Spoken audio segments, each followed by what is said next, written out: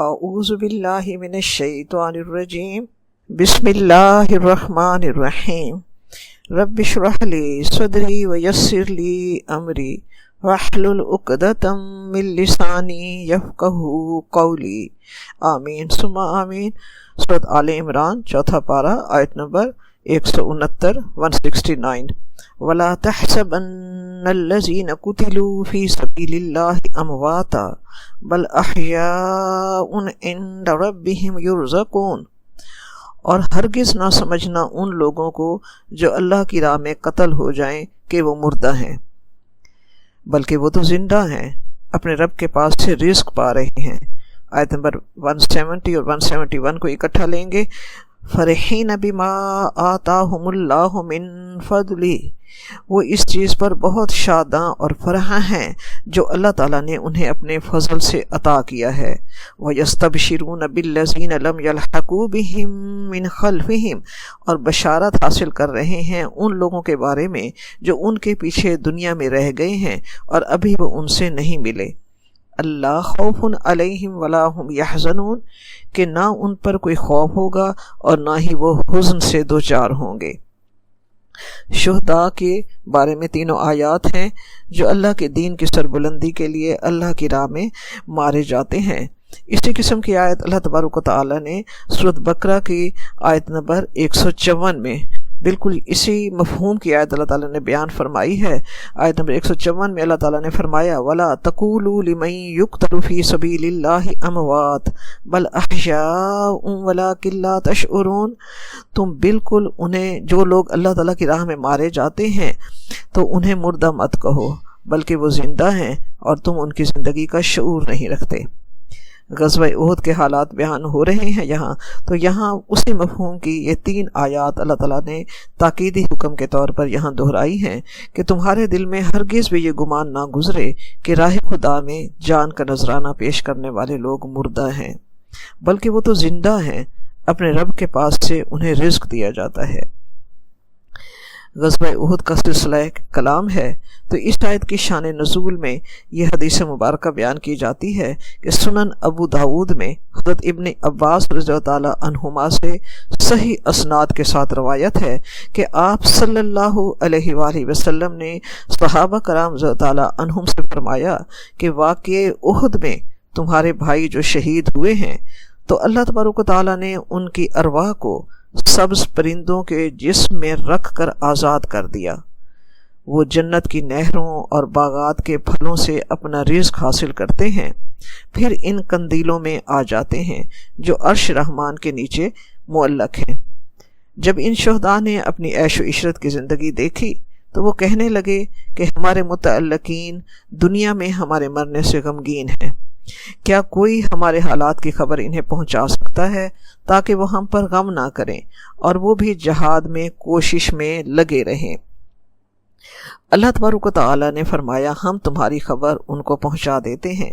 اللہ تبارک و تعالی نے یہ آیات نازل کی کہ وہ وہاں خوش ہیں، فرحین بما آتاہم اللہ من فضلی، وہ وہاں خوش ہیں، اللہ تعالیٰ نے انہیں دین اسلام پر اپنی جان قربان کرنے کے سلسلے میں انہیں جس خصوصی لطف و احسان سے نوازا ہے وہ اس پر بہت خوش ہیں، اور وہ اس بات پر بھی خوشی سے پھولے نہیں سماتے اپنے ان بھائیوں کے متعلق سوچ کر جو ان کے پیچھے ان کی طرح دین کی سربلندی کے لیے اور باطل قوتوں کو کچلنے کے لیے اللہ تعالیٰ کی رضا کے راستے پر شب و روز کوشش میں لگے ہوئے ہیں کہ وہ بھی زندگی کے بہترین راستے پر رواں دواں ہیں۔ وہ ان کے بارے میں بھی سوچ کر بہت خوش ہوتے ہیں کہ وہ ابھی انہیں نہیں ملے، مگر انشاءاللہ وہ بھی شہادت کا مرتبہ پا کر اس دنیا میں جب آئیں گے تو انہیں بھی اسی طرح انعام و اکرام سے نوازا جائے گا جو انہوں نے پایا ہے، اور یہ مقام پانے کے بعد انہیں نہ کوئی خوف ہوگا، کیونکہ شہداء سے کوئی حساب کتاب نہیں لیا جاتا۔ شہید کے خون کا پہلا قطرہ زمین پر گرنے سے پہلے ہی اسے جنت میں پہنچا دیا جاتا ہے۔ شہید کے لیے عالم برزخ نہیں ہوتا، اسے براہ راست جنت میں پہنچا دیا جاتا ہے، جیسے مذکورہ والا حدیث سے ہمیں پتہ چلتا ہے کہ ان کی روحوں کو سبز پرندوں کے جسم میں رکھ کر آزاد کر دیا جاتا ہے، وہ جنت کی نہروں اور جنت کے باغات کے پھلوں سے اپنا رزق حاصل کرتے ہیں۔ تو شہداء کے لیے عالم برزخ نہیں ہوتا۔ شہید کو موت کے وقت اتنی ہی تکلیف ہوتی ہے جتنی چیونٹی کے کاٹنے کی ہوتی ہے، اور ان کے بارے میں وہ یہ بھی سوچتے ہیں کہ وَلَا هُمْ يَحْزَنُونَ، کہ جب وہ شہادت کا یہ بلند مرتبہ پا کر آئیں گے تو انہیں دنیا چھوڑنے کا بھی کوئی غم نہیں ہوگا، دنیا کی چھوڑی ہوئی چیزوں پر انہیں کوئی حسرت نہیں ہوگی، بلکہ وہ اس تمام رب کے اس لطف و احسان سے جو شہداء کو رب کریم عطا فرماتا ہے اس پر وہ بہت خوش اور مسرور ہوں گے۔ اللہ کی انہی دی ہوئی نعمتوں، اعزازات اور فضل و کرم پر وہ بے حد مسرور ہوں گے۔ وہ جان جاتے ہیں کہ اللہ تعالیٰ اہل ایمان کی کوئی بھی کوشش جو اللہ تعالیٰ کی رضا کے لیے، اس کے دین کی بقا کے لیے ہو، اللہ ان کوششوں پر بہترین اجر دیتا ہے، اللہ ان کا اجر ضائع نہیں کرتا، اور اللہ ان کی کوششوں پر بہترین انہیں انعام و اکرام سے نوازتا ہے۔ کوئی بھی نیک روح دنیا سے جانے کے بعد واپس آنے کی تمنا نہیں کرتی سوائے شہداء کے۔ جب وہ اس مرتبے کو دیکھتے ہیں اور شہادت کے بلند مرتبے کے بلند اعزازات کو دیکھتے ہیں تو وہ تمنا کرتے ہیں کہ کاش راہ خدا میں شہید کیے جائیں، پھر زندہ کیے جائیں، پھر شہید کیے جائیں، پھر زندہ کیے جائیں، اور یہ سلسلہ کبھی ختم نہ ہو۔ حیات شہداء کے متعلق بعض علماء کا خیال یہ ہے کہ انہیں ان کے جسم میں ہی حیات دے دی جاتی ہے، اس لیے کہ سینکڑوں برس بعد بھی ان کی لاشیں جب برآمد ہوں تو ان کا جسم تر و تازہ ہوتا ہے۔ موطا امام مالک میں لکھا ہے کہ احد پہاڑ کے نیچے جو برساتی نالہ ہے، ایک بار اس نے زور کیا تو احد کے شہداء کی لاشیں نکلیں جن سے بدستور خون جاری تھا۔ یہ واقعہ بنی امیہ کے دور سلطنت میں ہوا۔ صحیح بخاری میں ہے کہ حضرت جابر رضی اللہ تعالیٰ عنہ فرماتے ہیں کہ میں اپنے باپ کی شہادت کے بعد رونے لگا۔ میں والد کے منہ سے کپڑا ہٹا ہٹا کر بار بار انہیں دیکھ رہا تھا۔ صحابہ کرام رضی اللہ تعالیٰ عنہم مجھے منع فرما رہے تھے۔ آپ صلی اللہ علیہ وآلہ وسلم خاموش تھے۔ پھر آپ صلی اللہ علیہ وآلہ وسلم نے فرمایا، جابر مت رو، جب تک تیرے والد کو اٹھایا نہیں گیا فرشتے اپنے پروں سے ان پر سایہ کیے ہوئے تھے۔ یہ ہے شہداء کا اعزاز۔ آیت نمبر 172 الذین استجابوا للہ والرسول من بعد ما اصابهم القرح للذین احسنوا منہم واتقوا اجر عظیم۔ جن لوگوں نے لبیک کہی اللہ اور رسول کی پکار پر، اس کے بعد کہ وہ انہیں ایک چرکا یعنی انہیں زخم لگ چکا تھا، ان میں سے جو بھی محسنین اور متقین ہیں ان کے لیے بہت بڑا اجر ہے، ان کے لیے بہت بڑا اجر ہے۔ یہاں ان سچے مومنین کا ذکر ہے تعریف کے ساتھ، جنہوں نے غزوہ احد کے فوراً بعد زخموں سے چور اور دکھی ہونے کے باوجود آپ صلی اللہ علیہ وآلہ وسلم کے حکم پر سر تسلیم خم کرتے ہوئے دوبارہ جہاد پر روانہ ہو گئے۔ اس منظر کو ذرا ذہن میں لائیے۔ جب غزوہ احد کے اختتام کے بعد مسلمان اپنے 70 جانثار شہداء کی تدفین کے بعد اپنے گھروں کو واپس آئے، زخموں سے چور اور غموں سے نڈھال۔ انہیں آپ صلی اللہ علیہ وسلم کے زخمی ہونے کا غم، آپ صلی اللہ علیہ وسلم کے دندان مبارک کے شہید ہونے کا غم، ملی ہوئی فتح کے اچانک شکست میں بدل جانے کا غم، ساتھیوں کے بچھڑنے کا غم۔ یہ پہلی رات انہوں نے انتہائی ہنگامی حالت میں گزاری، بہت دکھی ہو کر تھکن سے چور ہوئے، لیکن اس تھکن سے چور ہونے کے باوجود تمام رات وہ مدینہ کے راستوں پر پہرا دیتے رہے اور آپ صلی اللہ علیہ وآلہ وسلم کی حفاظت پر بھی تعینات رہے، اور آپ صلی اللہ علیہ وسلم نے بھی رات بھر سوچ و بچار میں گزار دی۔ چونکہ یہ جنگ فیصلہ کن نہ تھی، ابو سفیان اسی حال میں واپس لوٹ گیا تھا، تو آپ صلی اللہ علیہ وآلہ وسلم کو اندیشہ ہوا کہ مشرکین مکہ کا لشکر دوبارہ پلٹ کر حملہ نہ کرے۔ چنانچہ صبح ہوتے ہی آپ صلی اللہ علیہ وآلہ وسلم نے اعلان کروا دیا کہ دشمن کے مقابلے کے لیے نکلنا ہے۔ صحابہ کرام رضی اللہ تعالیٰ عنہم زخموں سے چور، غم سے نڈھال، مگر آپ صلی اللہ علیہ وسلم کے حکم پر سب نے بلا تردد سر تسلیم خم کیا اور دوبارہ جہاد کی روانگی کے لیے تیار ہو گئے۔ یہ آیت اللہ تبارک و تعالیٰ نے ان جان نثار مجاہدین صحابہ کرام رضی اللہ تعالیٰ عنہم کی اعزاز میں تعریف کے ساتھ اتاری ہے کہ وہ لوگ جو زخموں کے باوجود اللہ کے رسول کی پکار پر انہوں نے لبیک کہا اور انہوں نے نیکی میں آگے بڑھے، اللہ کا تقوی اختیار کیا، ان کے لیے بہت بڑا اجر ہے۔ اس واقعے کو سیرت ابن اسحاق میں یوں بیان کیا جاتا ہے کہ قبیلہ بنو عبد الاشل کے ایک صحابی کا بیان ہے کہ غزوہ احد میں ہم دونوں بھائی شامل تھے۔ ہم سخت زخمی ہو کر لوٹے تھے کہ اللہ کے رسول پاک صلی اللہ علیہ وآلہ وسلم کی منادی کی آواز ہمارے کانوں تک پہنچی۔ ہم دونوں بھائیوں نے کہا کہ افسوس، نہ تو ہمارے پاس کوئی سواری ہے کہ اس پر ہم سوار ہو کر جائیں، اور زخموں کے مارے ہمارے جسم میں اتنی طاقت بھی نہیں ہے کہ ہم پیدل ساتھ ہو لیں۔ ہم افسوس کر رہے تھے کہ افسوس کہ یہ غزوہ ہمارے ہاتھ سے نکل جائے گا۔ پھر ہم نے ہمت کی، مجھے اپنے بھائی کی نسبت ہلکے زخم تھے۔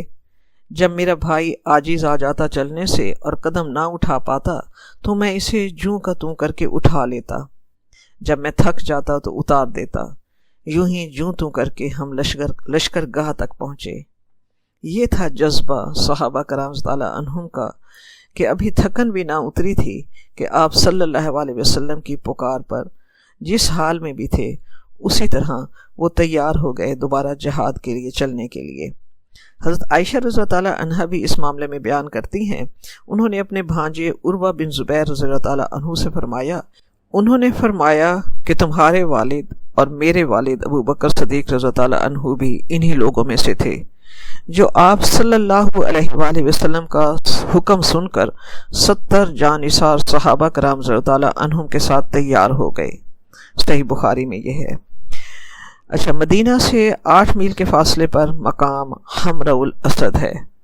آپ صلی اللہ علیہ وسلم اور آپ کے جان نثار ساتھی انہوں نے حمراء الاسد پر قیام کیا اور یہاں خیمہ زن ہوئے۔ ادھر ابو سفیان نے بھی واپس جاتے ہوئے سوچا کہ ہم نے مسلمانوں کا مدینہ تک پیچھا کیوں نہ کیا، ہم فیصلہ کن حالت تک پہنچنے سے پہلے ہی کیوں واپس آ گئے۔ چنانچہ وہ مدینہ منورہ سے 30 میل دور روحہ کے مقام پر رک گئے، سوچنے لگے کہ واپس جا کر حملہ کرنا چاہیے۔ اسی اثنا میں معبد بن ابی معبد خزائی آپ صلی اللہ علیہ وسلم کی خدمت میں حاضر ہو کر حلقہ بگوش اسلام ہوا۔ کہا جاتا ہے کہ وہ اپنے شرک پر قائم تھا، لیکن آپ صلی اللہ علیہ وآلہ وسلم کا خیر خواہ تھا۔ اس نے کہا، اے محمد، آپ کو اور آپ کے صحابہ کو جو ذکر پہنچی ہے واللہ ہم اس پر بہت غمگین ہیں۔ اس ہمدردی پر آپ صلی اللہ علیہ وآلہ وسلم نے اسے فرمایا کہ ابو سفیان کے پاس جا کر اس کی حوصلہ شکنی کرو۔ معبد تیار ہو گیا۔ معبد ابو سفیان کے لشکر کے پاس پہنچا۔ ابو سفیان کو ابھی تک معلوم نہیں تھا کہ معبد مسلمان ہو چکا ہے۔ اس نے معبد سے کہا، مسلمانوں کی صورتحال کیا ہے؟ معبد نے پروپیگنڈے کا سخت اعصابی حملہ کرتے ہوئے کہا کہ محمد صلی اللہ علیہ وآلہ وسلم اپنے ساتھیوں کو لے کر تمہارے تعاقب میں نکل چکے ہیں۔ ان کی جمعیت اتنی بڑی ہے کہ اتنی بڑی جمعیت تم نے کبھی نہ دیکھی ہوگی۔ وہ سارے تمہارے خلاف غصے سے بھرے ہوئے ہیں۔ ابو سفیان نے کہا کہ یہ تم کیا کہہ رہے ہو؟ پھر معبد نے کہا، واللہ میرے خیال میں وہ تم تک پہنچنے ہی والے ہوں گے، اور تمہارے یہاں کوچ کرنے سے پہلے ہی تم ان ٹیلوں کے پیچھے سے جلد ہی ان کے گھوڑوں کی پیشانیاں دیکھنے لگو گے۔ ابو سفیان نے کہا کہ ہم تو دوبارہ پلٹ کر ان پر حملہ کرنے کی سوچ رہے تھے۔ معبد نے کہا، واللہ ایسا نہ کرنا، میں تمہاری خیر خواہی میں ایسا کہہ رہا ہوں۔ یہ سن کر ابو سفیان کے لشکر کے حوصلے ٹوٹ گئے، ان پر گھبراہٹ طاری ہو گئی اور مسلمانوں کا روب طاری ہو گیا اور وہ واپس پلٹ گئے۔ آیت نمبر 173 ہے، الذین قال لهم الناس قد جمعوا لکم فاخشوہم فزادہم ایمانا وقالوا حسبنا اللہ ونعم الوکیل۔ یہ وہ لوگ ہیں جن سے لوگوں نے کہا کہ تمہارے خلاف بڑی فوجیں جمع ہو چکی ہیں، بس ان سے ڈرو۔ تو یہ بات سن کر ان کے ایمان میں اور زیادہ اضافہ ہوا، اور انہوں نے کہا کہ اللہ تبارک و تعالیٰ ہی ہمارے لیے کافی ہے اور وہ ہمارا بہترین کارساز ہے۔ یہ آیات غزوہ احد سے 1 سال بعد نازل ہوئیں، مگر چونکہ ان کا تعلق غزوہ احد سے ہے اس لیے اس سلسلہ کلام میں انہیں شامل کیا گیا ہے۔ ہم سب جانتے ہیں کہ غزوہ احد سے واپسی کے وقت ابو سفیان نے احد پہاڑ پر کھڑے ہو کر جہاں اور بہت سی باتیں مسلمانوں کو مخاطب کر کے کہی تھیں، ان میں سے ایک بات اس نے یہ بھی کہی تھی کہ آئندہ سال اسی دن بدر کے میدان میں تم سے مقابلہ ہوگا۔ آپ صلی اللہ علیہ وآلہ وسلم نے اس چیلنج کو قبول کیا۔ جب وعدے کا وقت آیا تو ابو سفیان ہمت ہار بیٹھا، کیونکہ اس سال مکہ میں قحط پڑا تھا، مگر اس نے اپنی خفت اور ندامت مٹانے کے لیے اور الزام دوسروں کے سر تھوپنے کے لیے ایک تجارتی قبیلے جس کا سردار ایک شخص نعیم بن مسعود تھا، انہیں بہت کچھ دینے کی پیشکش کر کے اس کی یہ ڈیوٹی لگائی کہ تم مسلمانوں میں جا کر یہ خبر مشہور کر دو کہ اس دفعہ قریش نے بہت تیاری کر رکھی ہے، وہ ایسا لشکر جرار تیار کر کے وہ مقابلے پر آئیں گے کہ پورا عرب بھی اس کا مقابلہ نہیں کر سکتا۔ اس کا مقصد مسلمانوں کو دہشت زدہ کرنا تھا کہ مسلمانوں کے اندر مقابلے کی ہمت ہی باقی نہ رہے۔ جب انہوں نے آ کر کہا کہ الذین قال لهم الناس، یہ آیت اسی سلسلہ کلام میں نازل ہوئی ہے کہ جب لوگوں نے مسلمانوں سے کہا کہ کفار نے تمہارے مقابلے میں بہت بڑا لشکر تیار کر رکھا ہے، تم ان سے ڈرو، مگر ان کی اس خبر کا اثر مومنین پر ان کی توقع کے برعکس ہوا۔ اس خبر سے مومنین کے جوش میں اور قوت ایمانی میں اور زیادہ اضافہ ہوا، اور وہ عزم صمیم کے ساتھ مقابلے کے لیے تیار ہو گئے۔ ان کے دشمنوں کے خوف زدہ کرنے کی کوشش کے باوجود ان کے غیر متزلزل یقین میں کوئی فرق نہ آیا، بلکہ توکل الہی میں اور بڑھ گئے۔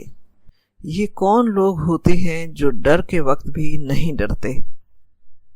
یہ وہ مومنین ہوتے ہیں جو ایسے موقع پر رب پر توکل کرتے ہوئے کہتے ہیں کہ حسبنا اللہ ونعم الوکیل، ہمارے لیے اللہ کافی ہے اور ہمارا بہترین وکیل اللہ ہی ہے۔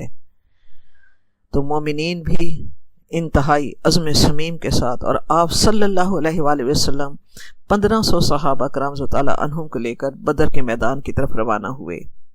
بالکل ایسا ہی عزم سورۃ احزاب کے موقع پر ہم دیکھتے ہیں کہ سورۃ احزاب کی آیت نمبر 22 میں اللہ تعالیٰ نے فرمایا کہ جب مومنین نے لشکر دیکھے تو وہ خوف زدہ نہیں ہوئے۔ اس وقت بھی ان کی یہی کیفیت تھی۔ سورۃ الاحزاب آیت نمبر 22 میں ہے وَلَمَّا رَأَى الْمُؤْمِنُونَ الْأَحْزَابَ، جب مومنین نے لشکر دیکھے، قَالُوا هَذَا مَا وَعَدَنَا اللَّهُ وَرَسُولُهُ، انہوں نے کہا یہ ہے وہ جس کا اللہ تبارک و تعالیٰ اور اللہ کے رسول نے وعدہ کیا ہے۔ وَصَدَقَ اللَّهُ وَرَسُولُهُ، اللہ اور اس کے رسول نے سچ فرمایا۔ وَمَا زَادَهُمْ إِلَّا إِيمَانًا وَتَسْلِيمًا، اور نہیں ان کے اندر بڑھا مگر صرف ایمان اور تسلیم و رضا ان کے اندر بڑھی۔ بڑے بڑے لشکروں کو دیکھ کر ان کے اندر خوف نہیں بڑھا، بلکہ اللہ پر ایمان اور مضبوط ہوا، اور تسلیم و رضا کی کیفیت ان کے اندر اور زیادہ بڑھی، اور وہ عزم صمیم کے ساتھ دشمن کے مقابلے میں ڈٹ گئے۔ بخاری شریف میں حدیث مبارکہ ہے کہ حضرت ابن عباس رضی اللہ عنہ سے روایت ہے کہ جب حضرت ابراہیم علیہ السلام کو آگ میں ڈالا گیا تو انہوں نے کہا حسبنا اللہ ونعم الوکیل۔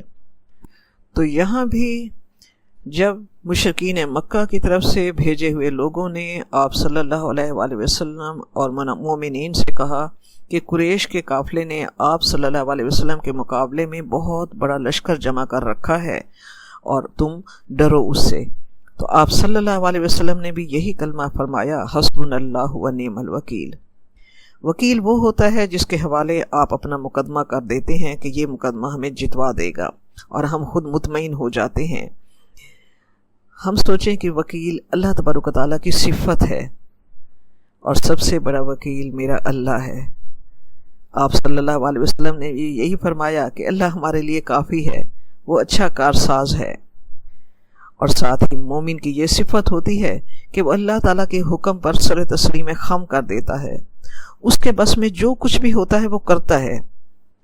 اپنی جان، اپنا مال، سب کچھ اللہ کی خدمت میں حاضر کرنے کے بعد پھر وہ نتائج اللہ کے حوالے کر دیتا ہے کہ ہمارا وکیل اللہ ہے۔ اس صورت میں تمام مومنین نے میدان بدر میں پڑاؤ ڈالا، اور جب ابو سفیان کو یہ صورتحال معلوم ہوئی تو مجبوراً اسے بھی نکلنا پڑا۔ چنانچہ وہ 2000 کی جمعیت لے کر مکہ سے روانہ ہوا، مگر 2 دن کی مسافت طے کرنے کے بعد اپنے ساتھیوں سے کہنے لگا کہ اس سال لڑنا مناسب معلوم نہیں ہوتا، اب واپس چلتے ہیں، آئندہ سال آئیں گے۔ اس کے ساتھی تو پہلے ہی دل سے یہی چاہتے تھے، چنانچہ وہ راستے ہی سے واپس لوٹ گئے۔ آپ صلی اللہ علیہ وسلم اور آپ صلی اللہ علیہ وسلم کے جانثار صحابہ رضی اللہ عنہم 8 روز تک ابو سفیان کے انتظار میں بدر کے میدان میں ٹھہرے رہے اور اس کے بعد واپس آئے۔ اس واقعے کو بدر صغریٰ بھی کہا جاتا ہے۔ اس سے اللہ تبارک و تعالیٰ نے قبائل عرب پر مسلمانوں کا رعب ڈال دیا، اور وہ جو دکھ مسلمانوں کے اندر غزوہ احد کی شکست کا تھا، اللہ تعالیٰ نے اسے ان کے دلوں سے دھو ڈالا۔ آیت نمبر 174 ہے 174۔ فَانْقَلَبُوا بِنِعْمَةٍ مِّنَ اللَّهِ وَفَضْلٍ، پس وہ لوٹ آئے اللہ تعالیٰ کی نعمت اور اس کے فضل کے ساتھ وہ لوٹ آئے۔ لم یمسسہم سوء واتبعوا رضوان اللہ، انہیں کسی قسم کا بھی کوئی ضرر نہ پہنچا اور انہوں نے اللہ تعالیٰ کی رضا کی پیروی کی۔ واللہ ذو فضل عظیم، اور یقیناً اللہ تعالیٰ بڑے فضل کا مالک ہے، یقیناً اللہ تعالیٰ بڑے فضل کا مالک ہے۔ گزشتہ آیت سے منسلک ہے یہ آیت کہ صحابہ کرام رضی اللہ عنہم اور آپ صلی اللہ علیہ وآلہ وسلم 8 دن تک بدر کے میدان میں ٹھہرے رہے۔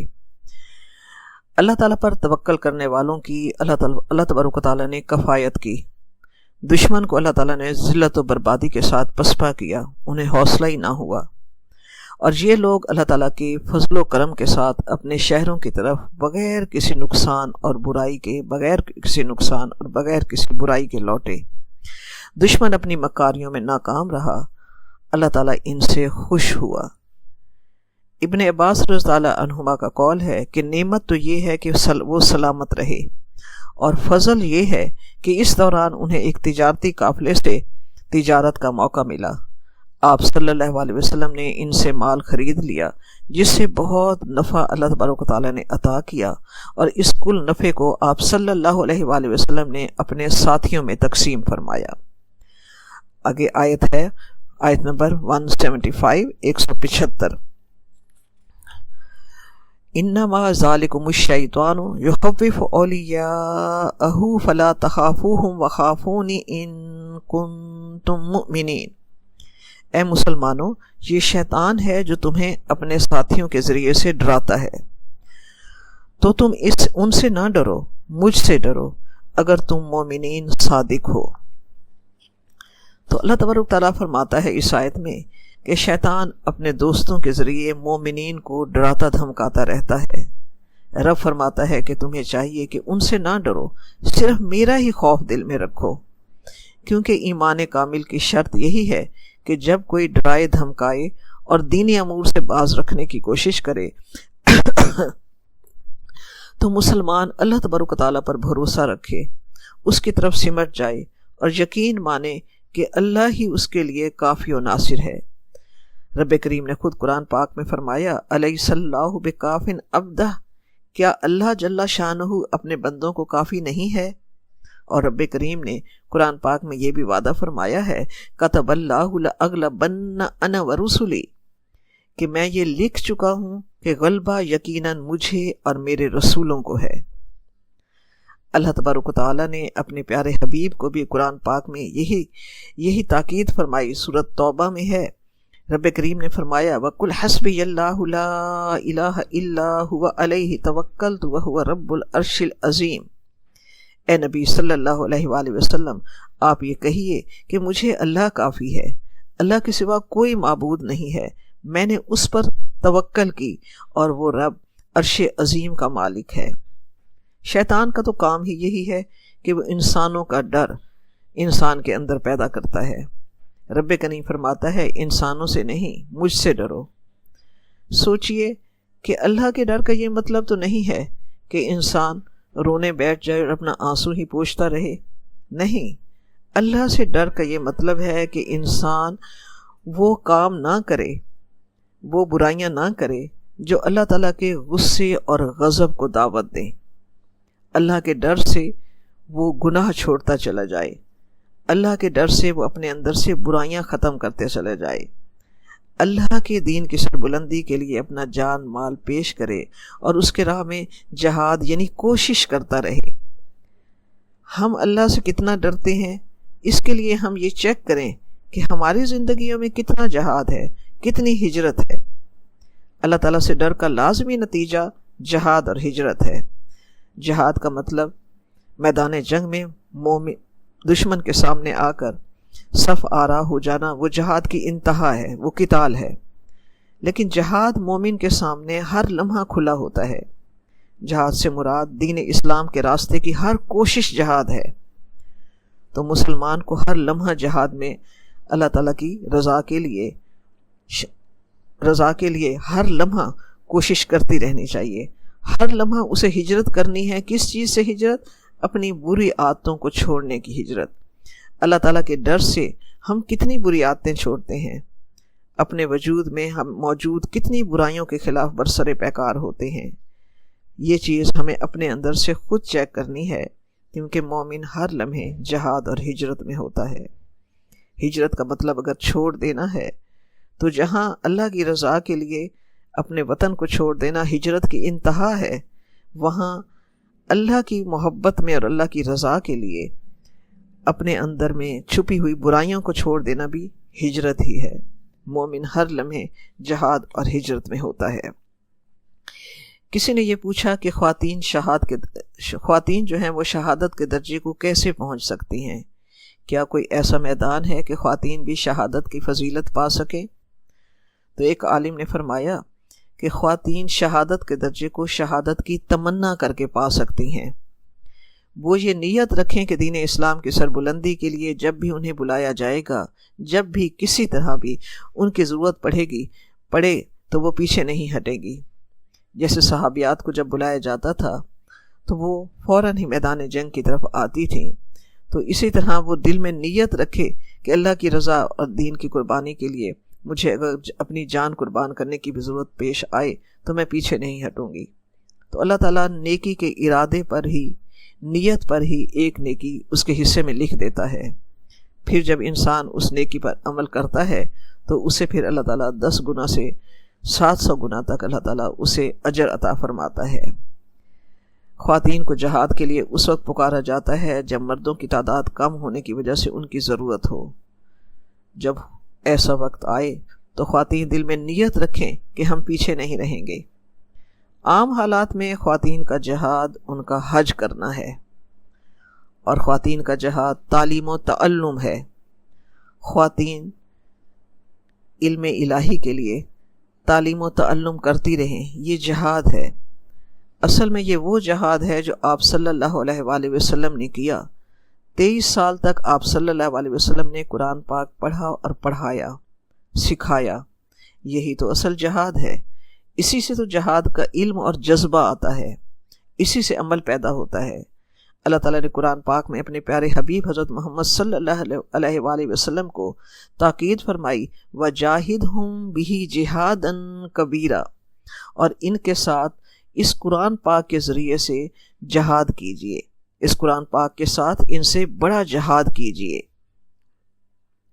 کیونکہ پہلی چیز شہادت کا علم ہے، اور وہ علم شہادت کی فضیلت، اس کی اہمیت، اس کے تمام تر فضائل علم ہی کے ذریعے تو آتے ہیں۔ اگر یہ علم ہی نہیں ہوگا تو شہادت کی تمنا کون کرے گا؟ قرآن پاک اور حدیث مبارکہ کے علم پر ہی جہاد اور شہادت کی تمنا منحصر ہے۔ اور ہم دیکھتے ہیں کہ علم کے اوپر سوائے نبوت کے اور کوئی مرتبہ نہیں ہے۔ یعنی علم حاصل کرنا، سیکھنا اور سکھانا اتنا اعلیٰ درجہ کا کام ہے کہ اس سے اگلا مرتبہ نبوت کا ہے، یعنی نبوت کے بعد سب سے بڑا درجہ علم کا ہے، علم سیکھنا اور سکھانا ہے۔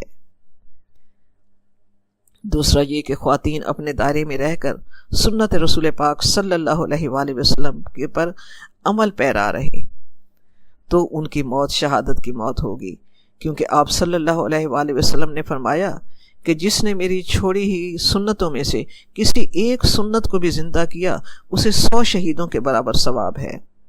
تو خواتین اس فساد کے دور میں بھی سنت رسول پاک صلی اللہ علیہ وآلہ وسلم کو زندہ کر کے ان پر عمل پیرا ہو کر اور ان کی ترغیب دے کر بھی شہادت کے راستے پر گامزن رہ سکتے ہیں۔ اللہ تبارک و تعالیٰ قبول فرمائے۔ آیت نمبر 176 176 وَلَا يَحْزُنكَ الَّذِينَ يُسَارِعُونَ فِي الْكُفْرِ إِنَّهُمْ لَن يَضُرُّوا اللَّهَ شَيْئًا يُرِيدُ اللَّهُ أَلَّا يَجْعَلَ لَهُمْ حَظًّا فِي الْآخِرَةِ وَلَهُمْ عَذَابٌ عَظِيمٌ۔ اے نبی پاک صلی اللہ علیہ وآلہ وسلم، یہ لوگ آپ صلی اللہ علیہ وسلم کے لیے باعث غم نہ بنے جو کفر کے معاملے میں اس قدر بھاگ دوڑ کر رہے ہیں، وہ اللہ کو ہرگز کوئی نقصان نہیں پہنچا سکیں گے۔ اللہ چاہتا ہے کہ ان کے لیے آخرت میں کوئی حصہ نہ رکھے، اور ان کے لیے تو بڑا عذاب ہے۔ ہم دیکھتے ہیں کہ آپ صلی اللہ علیہ وسلم کے دور مبارک میں مدینہ کے یہود اور مکہ کے مشرکین مسلمانوں کے خلاف ساز باز میں مصروف رہتے تھے۔ کبھی یہودیوں کا کوئی وفد سرداران مکہ کے پاس جا کر کہتا کہ تم مسلمانوں پر چڑھائی کرو، ہم اندر سے تمہاری مدد کریں گے۔ کبھی قریش مکہ یہود سے رابطہ کرتے، گویا آج کل کی اصطلاح میں بڑی ڈپلومیٹک ایکٹیویٹی ہو رہی تھی۔ ان حالات میں رسول پاک صلی اللہ علیہ وآلہ وسلم اور آپ صلی اللہ علیہ وسلم کی وساطت سے اہل ایمان کو اللہ تبارک و تعالیٰ اطمینان دلا رہا ہے کہ ان کی سرگرمیوں سے آپ رنجیدہ نہ ہوں۔ ان کی ساری ریشہ دوانیوں کی حیثیت سیلاب کے اوپر آ جانے والے جھاگ کے سوا کچھ نہیں ہے، وہ اللہ تعالیٰ کو ہرگز کوئی نقصان نہیں پہنچا سکتے۔ جب ایسا ہے تو پھر اللہ تبارک و تعالیٰ انہیں اس کا موقع کیوں دے رہا تھا؟ اللہ تعالیٰ انہیں موقع دے رہا ہے کہ وہ ان سرگرمیوں میں مصروف رہیں، کیونکہ رب کے اذن کے بغیر تو پتہ بھی نہیں ہل سکتا۔ رب فرما رہا ہے اس لیے انہیں موقع دیا جا رہا ہے کہ یرید اللہ اللہ یجعل لہم حظا فی الآخرہ، کہ اللہ چاہتا ہے کہ ان کے لیے آخرت میں کوئی حصہ نہ رہے۔ گویا یہ ان کے کفر اور ان کی منافقت کی سزا ہے کہ وہ اسی کام میں رہیں، اور آخرت میں ان کے لیے بہت بڑا عذاب ہے۔ ہم دیکھیں کہ اس آیت میں اللہ تعالیٰ نے فرمایا انہم لن یضروا اللہ شیئا، وہ اللہ کو ہرگز کوئی نقصان نہیں پہنچا سکیں گے۔ اللہ تبارک و تعالیٰ نے یہاں یہ نہیں کہا کہ وہ تمہیں کوئی نقصان نہیں پہنچا سکیں گے، کیونکہ رب کریم جانتا ہے کہ مومن کو اپنی ذات سے بڑھ کر اللہ پیارا ہوتا ہے۔ وہ اپنی جان وار کر اللہ کے نام کو سر بلند کرتا ہے، اللہ کے دین کی سربلندی کے لیے سب کچھ پیش کر دیتا ہے۔ تو اللہ تبارک و تعالیٰ انہیں تسلی دیتے ہوئے فرماتا ہے وہ اللہ اور اللہ کے دین کو ہرگز کوئی نقصان نہیں پہنچا سکیں گے۔ یہی بات اللہ تبارک و تعالیٰ نے قرآن پاک میں فرمائی، یریدون لیطفئوا نور اللہ بافواہہم واللہ متم نورہ ولو کرہ الکافرون۔ وہ یہ چاہتے ہیں کہ وہ اللہ کے نور کو اپنے پھونکوں سے بجھا دیں، اور اللہ اپنے دین کا نور مکمل کر کے رہے گا چاہے کفار کو یہ ناپسند ہو۔ اور یہی بات ہے کہ نور خدا ہے کفر کی حرکت پہ خندہ زن، پھونکوں سے یہ چراغ بجھایا نہ جائے گا۔ اللہ کا دین تا قیامت سر بلند ہے، کفار کی تمام سازشیں اللہ بے نقاب کر دیتا ہے اور ناکام کر دیتا ہے، اور اللہ مومنین کو تسلی دیتا ہے کہ وہ اپنی کوششوں میں لگے رہیں، اور تسلی اور اطمینان اللہ تبارک و تعالیٰ انہیں ہر وقت عطا کرتا ہے۔ آیت نمبر 177 ہے ان الذین اشتروا الکفر بالایمان لن یضروا اللہ شیئا ولہم عذاب علیم۔ یقیناً جن لوگوں نے ایمان ہاتھ سے دے کر کفر خرید لیا وہ اللہ کو کوئی نقصان نہیں پہنچا سکتے، ان کے لیے دردناک عذاب ہے۔ اس میں رب کریم فرماتا ہے کہ جو لوگ ایمان کو کفر سے بدل ڈالیں، ایمان کے بدلے کفر خرید لیں، وہ میرا کچھ نہیں بگاڑ سکتے بلکہ وہ اپنا نقصان کر رہے ہیں۔ رب فرماتا ہے کہ میرے ہاں قاعدہ مقرر ہے کہ جو سودا کرنا چاہتا ہے وہ آزاد ہے، اس کے لیے اسے اختیار ہے۔ وہ چاہے تو ایمان کے بدلے کفر کا سودا کر لے یا کفر کے بدلے ایمان کا سودا کرے۔ یہ ہر انسان کی ذاتی سوداگری ہے، یہ ہر انسان اپنی مرضی سے کرتا ہے۔ جو ایمان کے بدلے کفر خریدتا ہے، اللہ تعالیٰ اسے پھر کفر ہی کی توفیق دے دیتا ہے، اسی راستے کی طرف اسے آگے بڑھاتا چلا جاتا ہے۔ اور جو آخرت بیچ کر دنیا خریدتے ہیں، اللہ تعالیٰ انہیں آخرت کے بدلے میں فرعون جیسی بادشاہت دے دیتا ہے، قارون جیسی دولت دے دیتا ہے، شداد جیسی مہلت دے دیتا ہے۔ اس کام میں وہ آزاد ہوتا ہے، جو وہ چاہتا ہے اللہ اس کے لیے وہ راستہ کھول دیتا ہے۔ اور مومنین جو کفر کے بدلے ایمان خریدتے ہیں، دنیا کے بدلے آخرت خریدتے ہیں، تو سودا بدل جاتا ہے۔ سورۃ توبہ میں اللہ تبارک و تعالیٰ نے فرمایا مومنین کے بارے میں، ان اللہ اشتری من المؤمنین انفسہم واموالہم بان لہم الجنہ۔ اللہ تبارک و تعالیٰ نے مومنین سے ان کی جانیں اور مال جنت کے بدلے خرید لیے ہیں۔ یہ اپنا سارا مال، اپنی جان، اپنا وقت اللہ کے راستے میں لگا رہے ہوتے ہیں اور اس کے بدلے اللہ کی رضا اور جنت خرید رہے ہوتے ہیں۔ پھر اللہ انہیں توفیق بھی اسی راستے کی دیتا چلا جاتا ہے، اللہ ان کے لیے وہ راستہ کھولتا چلا جاتا ہے۔ ذہن میں لائیے گا، تصور کیجئے گا، صحابہ رضی اللہ تعالیٰ عنہم جنہوں نے اپنی جانیں اور مال جنت کے بدلے میں اللہ کو بیچ دیے تھے۔ ابو بکر صدیق رضی اللہ تعالیٰ عنہ غزوہ تبوک کے موقع پر اپنا پورے کا پورا مال گھر کی سوئی تک اٹھا لاتے ہیں، اپنی بیچ دیتے ہیں جنت کے بدلے میں۔ عمر فاروق کوشش کرتے ہیں کہ وہ ابو بکر صدیق رضی اللہ تعالیٰ عنہ سے اس معاملے میں اور آگے بڑھیں۔ بلال رضی اللہ تعالیٰ عنہ کوڑے کھاتے ہیں مگر احد احد کی آواز ہر سانس سے نکلتی ہے۔ اس تشدد کے وقت لوگوں نے پوچھا، بلال کیسے ہو تم کہ جتنے کوڑے کھا رہے ہو احد کی آواز اتنی بلند ہو رہی ہے؟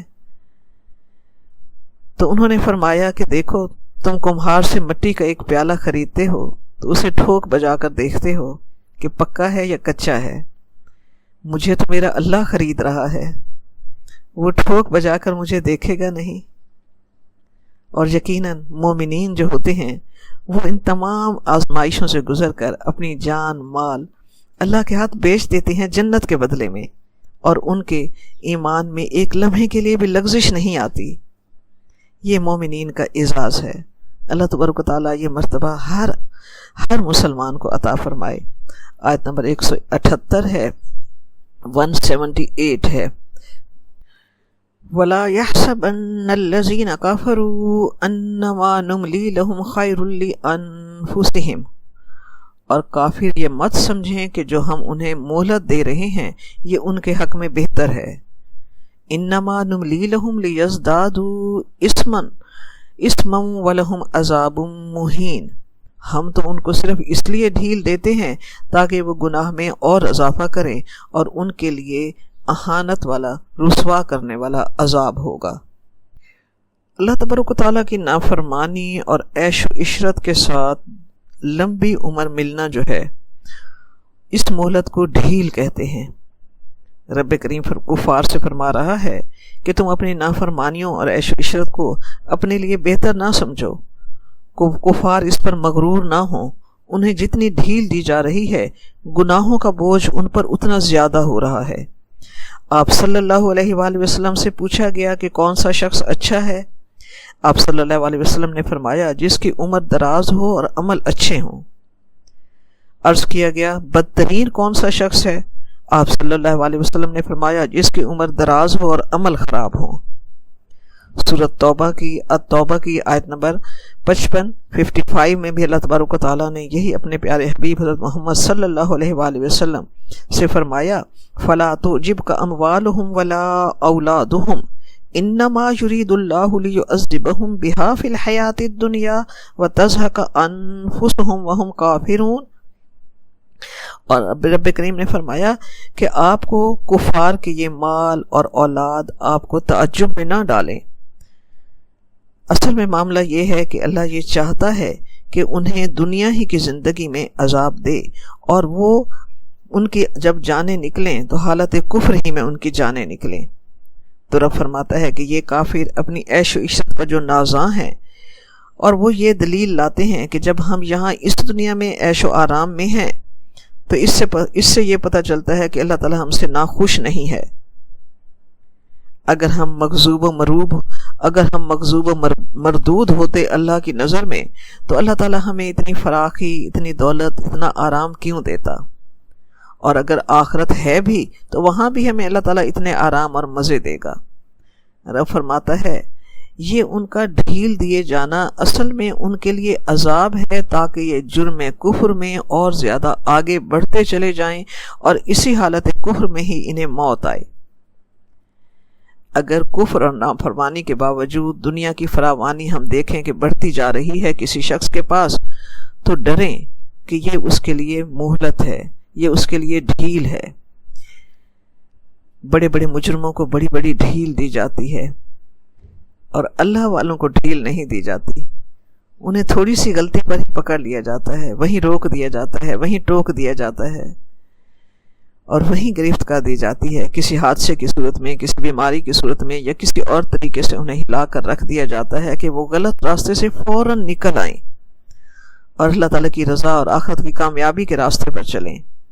تو جن لوگوں کو ڈھیل دی جا رہی ہوتی ہے وہ یہ نہ سمجھیں کہ اللہ ان پر راضی ہے۔ ان کی نافرمانی کے باوجود اگر اللہ انہیں عطا کر رہا ہے تو یہ معاملہ ان کے لیے بہت خطرناک ہے۔